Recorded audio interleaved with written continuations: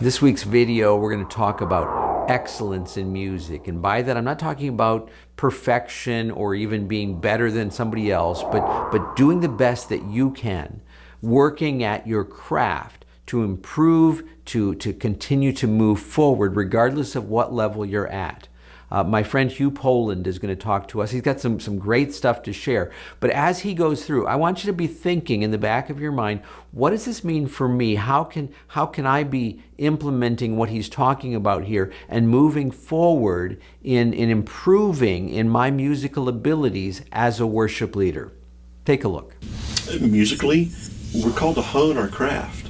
Okay, so I've learned 3 chords on my guitar, or I can pull off this really exciting riff on the piano, or I can play in 3 as a drummer. By the way, that's how I always audition drummers. Play something in 3.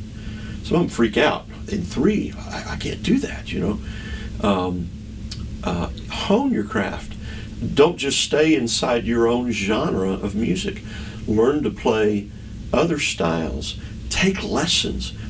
I remember at one church I served at, we had an orchestra, and you might, in a formal setting, you might call him the concert master, but for our section, he was just the best violin player we had, Jess. And he was an older individual. He was in his 60s at the time. He's well in his 80s now.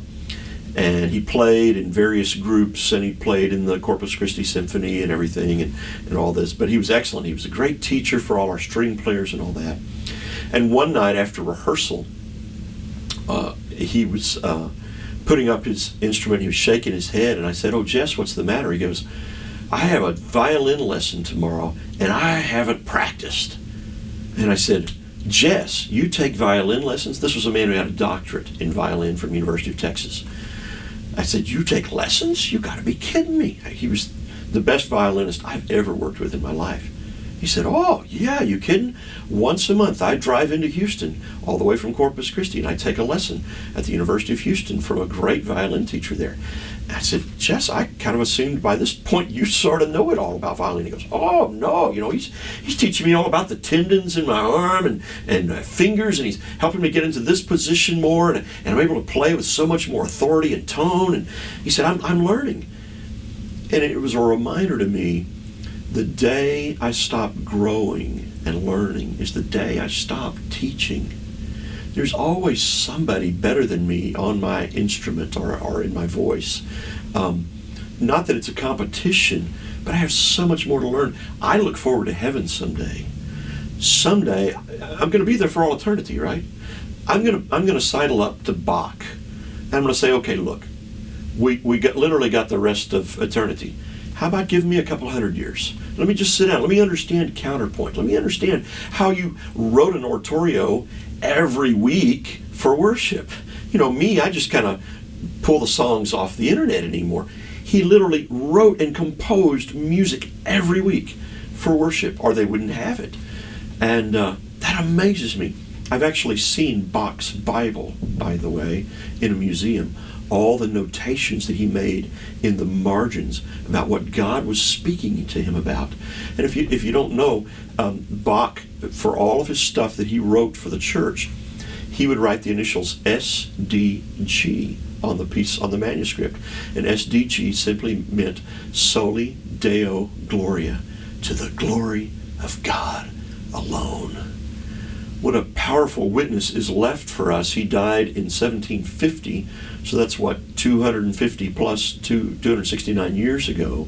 And we still have the witness of this great man. Now, I look forward to seeing him in heaven and learning from him, because whoever said you get to heaven and you stop growing? I think about how the psalmist wrote in Psalm 66:1. He wrote, "Make a joyful noise unto the Lord." But the same psalmist also wrote in Psalm 33:3, "Play skillfully and shout for joy."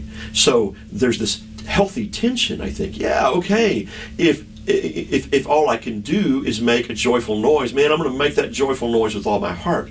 But if God is equipping me and has given me the background and the lessons and the understanding to be able to play skillfully, then I want to take that to the utmost as much as I can. Our goal is not perfection. Our goal is excellence. And excellence is simply doing the best you can with what God has given you. I like what Hugh said there at the end. Our goal is not perfection, it's excellence. Doing the best we can with what we have.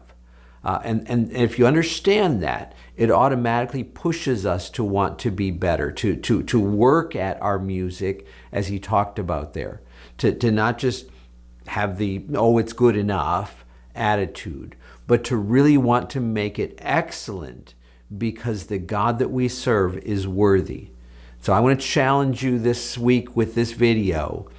What does that mean for you? How can you be pushing ahead in this whole idea of being excellent in your craft of music? I really like his illustration of the violinist who had been playing for years and yet still took lessons. You know, I think there's some merit in that.